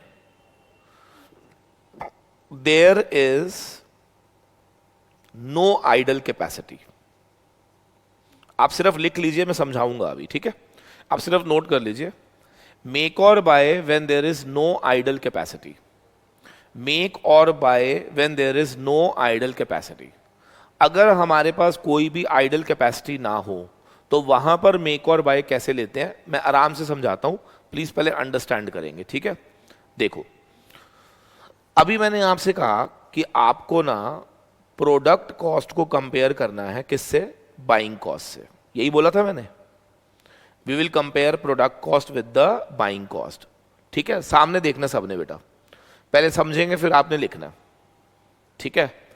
प्रोडक्ट कॉस्ट को कंपेयर करना है विद द बाइंग कॉस्ट। और प्रोडक्ट कॉस्ट का मतलब मैंने आपको क्या बताया, वेरिएबल कॉस्ट होता है। ये मेरे ख्याल से यहां तक क्लियर था। लेकिन अब हमें क्या सिखाया जा रहा है वो सीखो। कहते हैं अगर मशीन में आइडल कैपेसिटी नहीं है, सुनिएगा ध्यान से, अगर हमारी मशीन पूरी तरह से पहले ही फुल्ली यूटिलाइज्ड है, तो ऐसे में अगर हम ये प्रोडक्ट बनाते हैं तो क्या हमें मशीन में जो प्रोडक्ट ऑलरेडी बन रहा था क्या वो हटाना पड़ेगा? बिल्कुल, क्योंकि there is no idle capacity, यानी कि मशीन पूरी तरह से फुल्ली ऑक्यूपाइड है। तो जब कोई चीज पूरी तरह से ऑक्यूपाइड है और अगर वहां पर आप मशीन को यूज करके एक नया प्रोडक्ट बनाओगे तो वो तो बन जाएगा, लेकिन क्या जो बन रहा था उसका हमें जो फायदा होना था क्या वो नुकसान हो जाएगा? बिल्कुल। तो अब यहां पर हमें क्या कहा गया कि जब भी मशीन की आइडल कैपेसिटी नहीं होती, यानी कि मशीन फुल्ली ऑक्यूपाइड है, तो हम इसमें प्रोडक्ट कॉस्ट निकालते समय वीसी में एक ऐड कर देते हैं, loss of contribution of another product. ये अनदर प्रोडक्ट कौन सा था? जो ऑलरेडी बन रहा था, जिसकी प्रोडक्शन को रोका गया इस प्रोडक्ट को बनाने के लिए। क्या कुछ समझ आ रहा है? देखिए, अगर तो मशीन खाली पड़ी है फिर तो कोई दिक्कत नहीं है ना, फिर तो खाली product cost compare with buying cost. लेकिन अगर मशीन पूरी तरह से ऑक्यूपाइड है तो इसका मतलब हमें पहले वो प्रोडक्शन रोकनी पड़ेगी और फिर अपनी प्रोडक्शन करनी पड़ेगी। तो जब आप वो वाली प्रोडक्शन रोकोगे तो डेफिनेटली उसके प्रोडक्शन रुकने से क्या उसका लॉस ऑफ कंट्रीब्यूशन होगा, राइट? तो क्या वो लॉस ऑफ कंट्रीब्यूशन भी मेरी प्रोडक्ट कॉस्ट का पार्ट बन जाएगा? क्या ये समझ आ गया सबको? अगर समझ आ गया तो ओके कर दीजिए, yes please.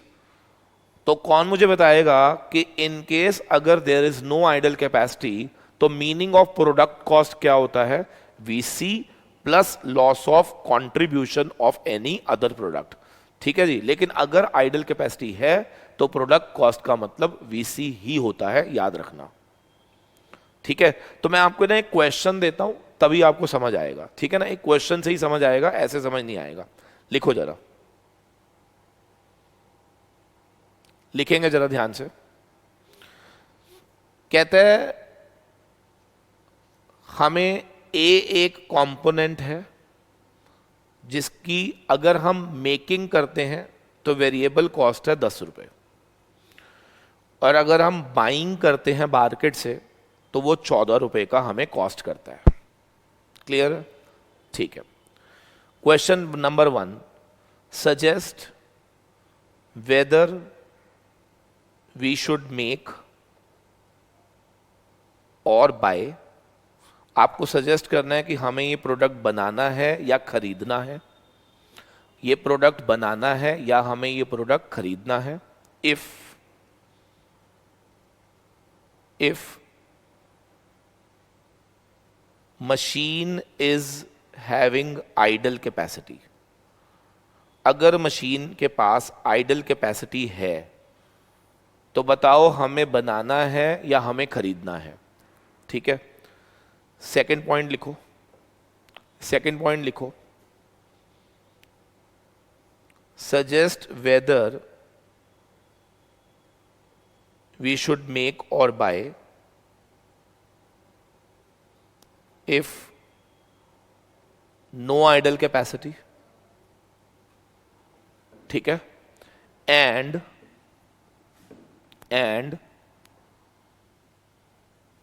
contribution per hour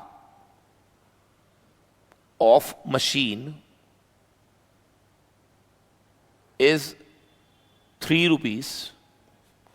1 घंटे का मशीन ऑलरेडी जो कंट्रीब्यूशन जनरेट कर रही थी वो 3 रुपए था,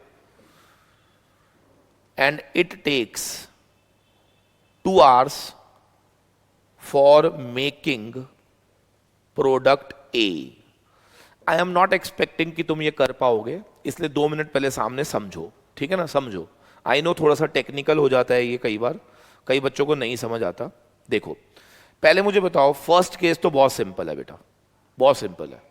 क्या मशीन के पास आइडल कैपेसिटी थी? तो फिर तो बात ही खत्म हो गई। लिखो जरा, केस 1 तो आप 1 मिनट में आंसर दे दोगे।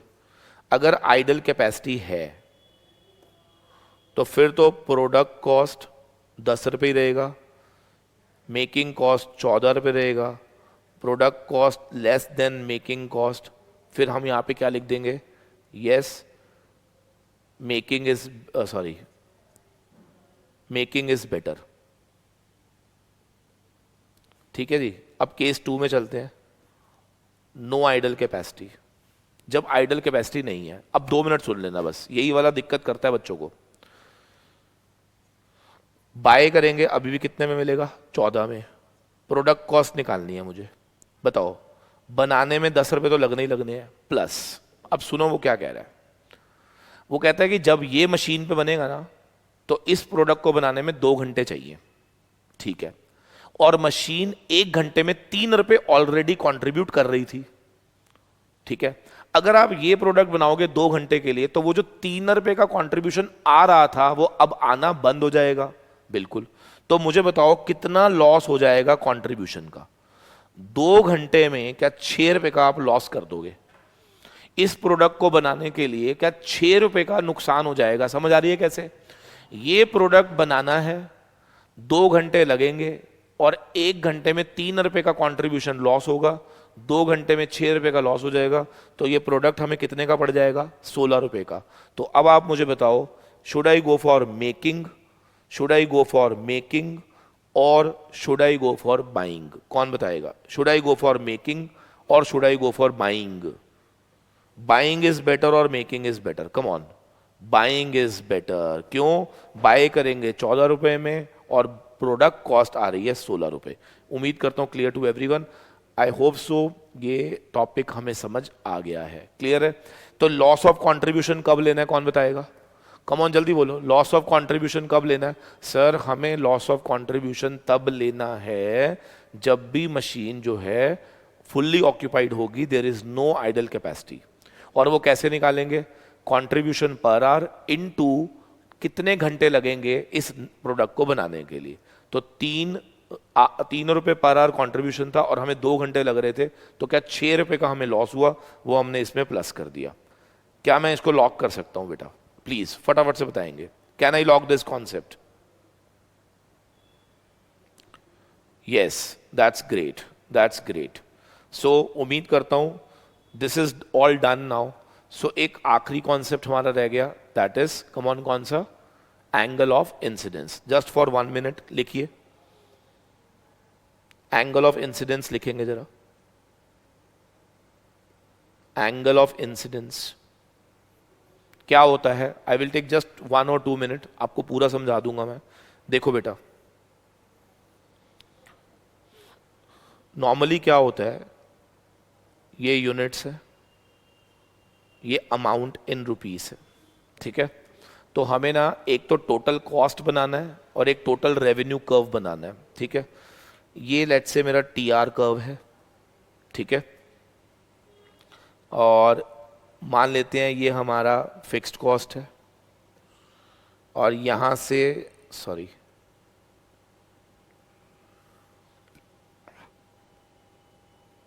ये हमारा टीसी कर्व है, ठीक है ना, टोटल कॉस्ट. अब आराम से बताना, जिस पॉइंट पे टीआर और टीसी इंटरसेक्ट करते हैं उसको हम क्या बोलते थे? Break even point. हाँ जी, क्या बोलते थे? Break even point. क्लियर है?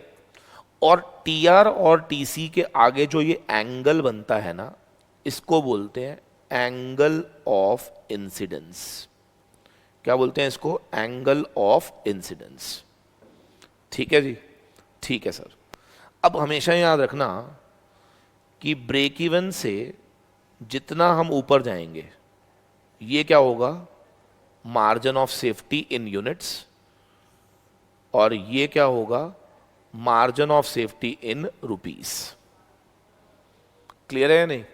तो MOS in units, MOS in rupees, break even point, angle of incidence. तो आपको पेपर में पूछा जा सकता है एंगल ऑफ इंसिडेंस क्या शो करता है? एंगल ऑफ इंसिडेंस शो करता है gap between TR and TC. लिख लीजिए, एंगल ऑफ इंसिडेंस क्या शो करता है?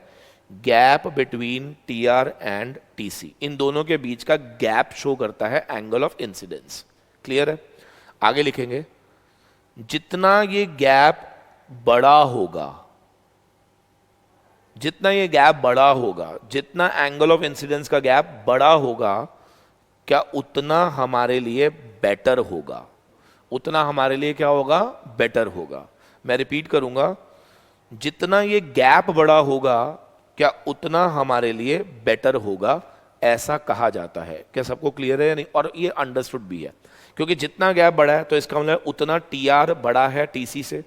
अब जितना टीआर बड़ा है टीसी से, क्या उतना हमारा एमओएस का लेवल अपने आप बढ़ता चला जाएगा. क्लियर है या नहीं? ठीक है सर, बहुत बढ़िया. तो I am very sure now this is all done now. So इस पे थियोरेटिकली पूछा जा सकता है, ठीक है. प्रैक्टिकल कोई क्वेश्चन नहीं आएगा इस पे. उम्मीद करता हूँ दिस इज ऑल डन. सारे कॉन्सेप्ट हमें समझ आ गए. अच्छा, एक ना पेपर में कई बार ऐसे क्वेश्चन आ जाता है, तो वो मैंने मिसलेनियस करके लिखवा दिया वैसे, तो मैं आपको लिखवा देता हूँ. छोटा सा पॉइंट है बस. देखो, मान लो कंपनी ए एक प्रोडक्ट बना रही है बेटा, और उसकी वेरिएबल कॉस्ट है 6 रुपए, ठीक है, और उसकी फिक्स्ड कॉस्ट है 4 रुपए. तो टोटल कॉस्ट कितनी है? 10 रुपए. अगर मैं ये कहूं कि कंपनी को एक एक्सपोर्ट ऑर्डर मिल रहा है, लेकिन क्योंकि एक्सपोर्ट बहुत कॉम्पिटिटिव होता है, तो जिस प्राइस पर उसको ऑफर किया जा रहा है वो प्राइस है 7 रुपीस, 7 रुपए, जो कि लेस देन कॉस्ट है. कॉस्ट 10 रुपए है, लेकिन एक्सपोर्ट हमें कितने में मिल रहा है?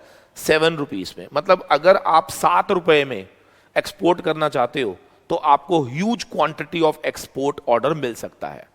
आपको यह सजेस्ट करना है whether we should go for accepting this export order और नॉट, विद रीजन. कोई मुझे बता सकता है क्या मुझे ये एक्सपोर्ट ऑर्डर एक्सेप्ट करना चाहिए? Yes or no, with reason. Anybody? Yes please. Total cost 10 रुपए है, लेकिन एक्सपोर्ट ऑर्डर कितने में मिल रहा है? 7 रुपीस में. कम ऑन, कौन बताएगा? मार्जिनल कॉस्टिंग पढ़ रहे हो, ये ध्यान रखना. मार्जिनल कॉस्टिंग पढ़ रहे हो, ये कभी मत भूलना. बताओ, क्या ये एक्सपोर्ट ऑर्डर मुझे एक्सेप्ट करना चाहिए? सारे बोलेंगे क्या ये एक्सपोर्ट ऑर्डर मुझे एक्सेप्ट करना चाहिए? Come on fast, come on यार, should I accept this export order? Answer is, come on, answer is yes, I should accept this export order. क्या कुछ पल्ले पड़ रहा है? कारण बताओ क्यों, लिखो जरा। अब आपको मेरे को देखो रीजन नहीं बताने पड़ रहे क्योंकि आपका बेस क्लियर है। क्योंकि export price is more than क्या, टोटल कॉस्ट या प्रोडक्ट कॉस्ट? सर चैप्टर का नाम कभी मत भूलना जब भी कोई आंसर देते हो। तो चैप्टर का नाम क्या है? Marginal costing. और मार्जिनल कॉस्टिंग में प्रोडक्ट कॉस्ट का मतलब क्या सिर्फ वेरिएबल कॉस्ट होता है? राइट। क्या एक्सपोर्ट प्राइस यानी कि 7 रुपए is more than my product cost, तो क्या अभी भी हमें 1 रुपए का कॉन्ट्रीब्यूशन बचेगा?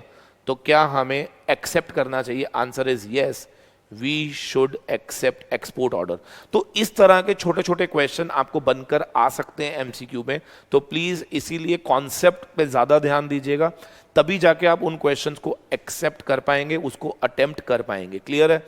चलो, उम्मीद करता हूं this is all done now. चलिए, तो अब एक छोटी सी इंफॉर्मेशन जो आपके लिए बहुत इंपॉर्टेंट है, ठीक है, जिसके बिना कोई क्लासेस का महत्व नहीं रहेगा। ठीक है, हिंदी में बोला मैंने। चलिए, तो वो इंफॉर्मेशन क्या है लिख लीजिए। कल की क्लास में, यानी कि जो कल रिवीजन क्लास नंबर 4 आएगी, उसमें I will be discussing with you all MCQ. ठीक है ना, आपके साथ मैं एमसीक्यू डिस्कस करूंगा, अंडर राइटिंग के भी और मार्जिनल कॉस्टिंग के भी, तभी मजा आएगा ना। ठीक है, तो हम लोग पहले एमसीक्यू डिस्कस करेंगे under writing and marginal costing के कल की रिवीजन क्लास में, नंबर 1। नंबर 2, सैटरडे को इन दोनों चैप्टर्स का मैं रखूंगा टेस्ट। ठीक है, तो सबके लिए टेस्ट होगा। ऑल इंडिया में जितने भी स्टूडेंट्स मेरी क्लास को देख रहे हैं, everybody is invited for this test. ठीक है, मेक श्योर कि आपने ये दोनों चैप्टर की रिवीजन अच्छे से देखी हो। कल जो मैं एमसीक्यू क्लास कराऊंगा वो भी आप अच्छे से देख लीजिएगा। ठीक है, और उसके बाद सैटरडे को जो मैं टेस्ट रखूंगा, प्लीज मेक श्योर कि वो टेस्ट आप लोग जरूर दीजिएगा। ठीक है, अगर आप मेरे इंपॉर्टेंट चैप्टर्स के सारे टेस्ट दे दोगे ना, तो आपको देखना अपने आप लगेगा कि यस, हम लोगों का अब ये पूरा का पूरा स्ट्रांग हो चुका है। क्लियर है? ठीक है, अब ये टेस्ट के लिए आपको, आई एम वेरी श्योर बहुत सारे बच्चों ने डाउनलोड करी हुई है mobile application CA Arun Setia classes की, आप ऐप डाउनलोड कर लीजिए। ठीक है, मैं आपको कल की क्लास में बताऊंगा कि उस एप्लीकेशन में कहां पर हमारा जो है टेस्ट दिखेगा। ठीक है, तो आप पहले ऐप डाउनलोड कर लीजिए, नेक्स्ट क्लास में मैं बताऊंगा कि आपको कहां पर वो टेस्ट देखने को मिल जाएगा। क्लियर है? चलो, thank you very much, God bless you all. And जितने बच्चे मेरे साथ एंड तक जुड़े हैं, ट्रस्ट मी, मैं आप लोगों के लिए 90 प्लस और 80 प्लस लाने के लिए जी जान लगा दूंगा। क्लियर है? तो इस बार target 80 plus 90 plus will be very easy for you all, but make sure कि मेरी कोई भी क्लास मिस नहीं करनी, कोई टेस्ट मिस नहीं करना, कोई एमसीक्यू मिस नहीं करना, और लास्ट तक 1 गो में पूरी क्लास देखनी है, ना कि टुकड़ों में। क्लियर है? चलो, thank you very much, God bless you all, stay tune, stay blessed.